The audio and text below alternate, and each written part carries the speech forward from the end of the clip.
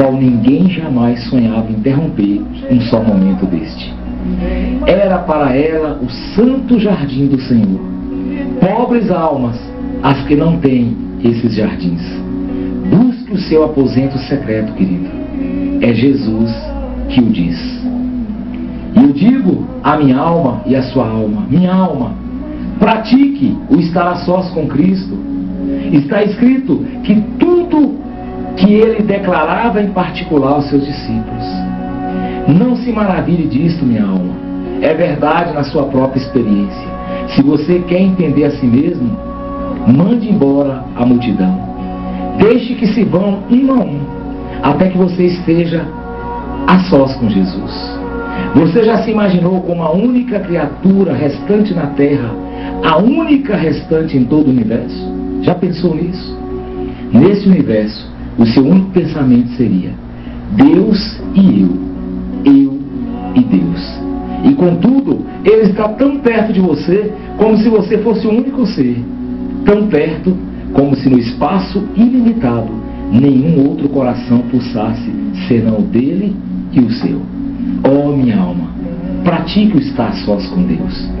Pratique o afastar-se da multidão.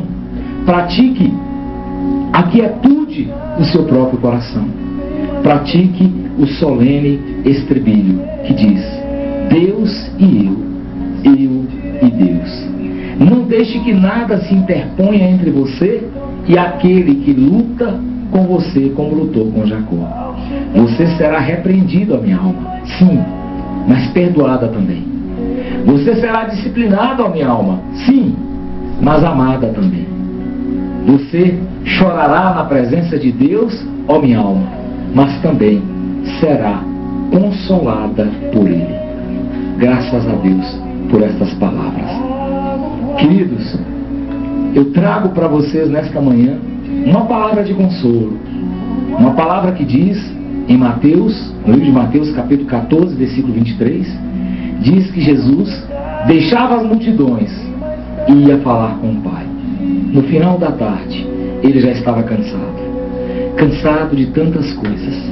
E no final da tarde, depois de curar a muitos, libertar a muitos de demônios, depois de ouvir muitos problemas, abraçar a muitos, curar os feridos, depois de consolar os perdidos, Jesus se retirava no final da tarde. Naquele dia, foi no final da tarde, para falar com o Pai.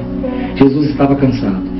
Jesus talvez sentia o peso da obra, o peso de lidar com tantos problemas dos outros, porque Jesus viveu para os outros. E ali estava ele se retirando, indo para um lugar sozinho, num jardim secreto, num deserto secreto com Deus. E ali Jesus falava com o Pai. E ali com certeza Jesus dizia ao Pai que ele estava cansado e que ele precisava de renovo. Jesus com certeza falava com o Pai que ele não estava aguentando mais e que ele precisava de força. E naquele momento, creio eu, que Deus enviava os anjos para consolá-lo. Creio eu que o Espírito Santo vinha sobre ele com tamanha força que quando Jesus se retirava dali, ele já estava pronto novamente para abraçar a muitos, curar a muitos, perdoar a muitos, entender a muitos, estender as mãos para muitos. Esta é uma fórmula tremenda para nós. Esta é uma verdade tão profunda, mas que poucos vivem. Estar a sós com Deus. Oh minha alma, se a tua alma está abatida, ela precisa estar a sós com Deus, porque ali ela será curada. Há um lugarzinho na sua casa que você deve reservar para você e Deus, para você e o Espírito Santo. Há um lugar em que Deus quer te abraçar. Há um lugar em que Deus quer te curar. Há um lugar reservado onde você precisa se encontrar com Deus. E neste lugar, Ele enfia a mão no teu peito e arranca as feridas. Neste lugar, Ele entra dentro da tua alma, porque o Espírito Santo tem poder para isso, e Ele entende as suas limitações. Ele conhece as suas fraquezas, querido. Ele sabe aonde você não consegue, aonde você não mais está conseguindo, e aonde você não mais está conseguindo lutar com seus limites e as suas dificuldades. Deus entende as áreas fracas onde por qualquer vacilo, você pode pecar. E mesmo assim Ele te ama e Ele te consola. Jesus, Ele detesta o pecado, Ele odeia o pecado, mas Ele ama o pecador. Ele ama você que humildemente coloca os seus joelhos no chão e diz: Senhor, se o Senhor não me segurar hoje, se o Senhor não me abraçar hoje, se o Senhor não me sustentar hoje, eu não vou conseguir. Ele entende as suas dificuldades financeiras, Ele entende os seus filhos, a sua esposa, o seu trabalho. Jesus, Ele é divino, mas Ele é humano também, porque nesta terra viveu como humano. Ele conhece as nossas necessidades físicas, biológicas. Ele conhece as nossas necessidades emocionais. Ele conhece a sua área sentimental. Ele conhece o seu casamento. Ele conhece tudo. Por isso Ele pode entendê-lo. Então, no cair da tarde, Jesus se retirava para um monte, para um lugar somente Ele e Deus. E nesse lugar as revelações aconteciam, as maravilhas aconteciam, o renovo acontecia, né? A restauração acontecia. E agora ele podia voltar para o dia a dia, enfrentar os fariseus, enfrentar os traidores, enfrentar os Judas, enfrentar as dificuldades. Ele estava pronto mais uma vez para enfrentar a sua cruz. Sabe por que você larga a sua cruz muitas vezes no chão e diz que não está mais aguentando? É porque você está precisando desse cantinho com Deus, desse jardim secreto com Deus. Sabe, há momentos que nós precisamos disso, de dizer somente: Senhor, eu e Ti, eu e o Senhor, por favor me ajuda, por favor me consola, vem me abraça, vem me ajuda, vem me fortalece. Eu preciso continuar caminhando, Jesus, mas não tenho forças para isso. E Ele vem e te abraça. Você vai perceber Jesus fazendo isso várias vezes na Bíblia. Um momento com as multidões, um momento com os aleijados, com os surdos, com os mudos, com os lunáticos, com os endemoniados, com os escribas, com os fariseus. Um momento em discussões teológicas com os sábios daquela época. Momentos de dor, momentos de sofrimento, mas daqui a pouco ele se retirava silenciosamente da presença de Deus. E quando ele retornava, ele andava sobre as águas.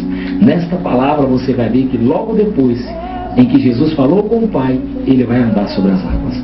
Os milagres só vão acontecer na minha vida e na sua vida se você tiver este momento carinhoso com Deus, mais perto de Deus, mais perto de Jesus, mais perto do Espírito Santo.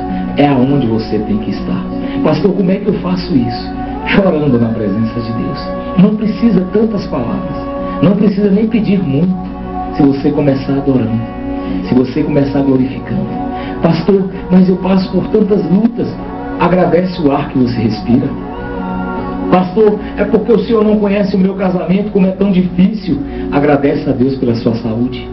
Pastor, é porque o Senhor não sabe o que eu passo com a minha filha, o que eu passo com meu filho que está no homossexualismo, minha filha no lesbianismo, meu filho nas drogas. Agradece a Deus por ela estar viva, por ele estar vivo. Quantos mães e pais perderam filhos e você ainda tem os seus, mesmo com problemas?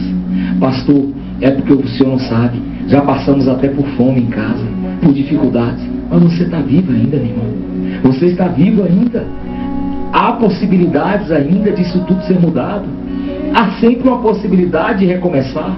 Mas pastor, é porque o Senhor não sabe. O meu relacionamento com a minha esposa acabou, com o meu esposo acabou, mas ainda há possibilidade, ainda há esperança para que seja recomeçado este casamento.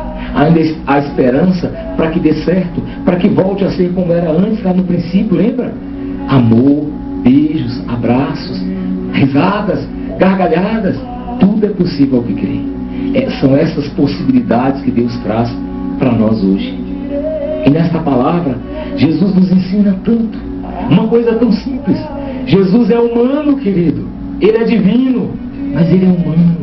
Ele nasceu no útero de uma mulher chamada Maria, linda Maria, mulher de fé, mulher remida, mulher obediente, mulher que se entregou, mulher que deu tudo o que ela tinha para Deus, mulher que cedeu o seu útero. Numa sociedade tão conservadora, ela decidiu ter Jesus sem se casar. Depois ela se casa, depois ela tem outros filhos, mas ela carregou no útero dela uma criança. Jesus, querido, nasceu como qualquer outra criança, mas durante esta vida ele viveu nesta terra, entendeu o meu sofrimento, entendeu o seu sofrimento, passou pelo sol, pelo deserto, pelas tentações, pelas lutas, pelas tristezas, pelas angústias, como também viveu as gargalhadas com Deus, como também sorriu com o Pai, como também abraçou e beijou Maria, como também trabalhou com seu pai José na carpintaria, calejou as mãos. Era um homem sem formosura, diz a palavra de Deus. Era um homem que não era bonito, mas tinha uma beleza dentro dele que nenhuma beleza física poderia se comparar. Esse Jesus viveu os tormentos e entendeu as lutas da sua própria mãe Maria, que sabia que um dia ele seria entregue numa cruz para morrer por mim e por você. Ele olhava para o seu pai José e via um homem obediente que obedeceu em tudo para que o propósito de Deus se cumprisse na vida de Jesus. José e Maria viveram em função de Jesus para que o plano de Deus se cumprisse na vida dele e para que hoje eu e você estivéssemos hoje falando disso. Eu imagino Maria enxergando seu filho crescer como um jovem qualquer, como uma criança, como um adolescente que chega à juventude e que agora tem uma vida adulta. Mas ela sabia que havia algo especial nesse Jesus. Eu estou te dizendo e te mostrando um Jesus que tem um caráter humano para te entender. Que ele sabe quando o seu dedo corta e você sente dor. Ele sabe quando você está com enxaqueca e com dor de cabeça. Ele sabe entender as suas dores.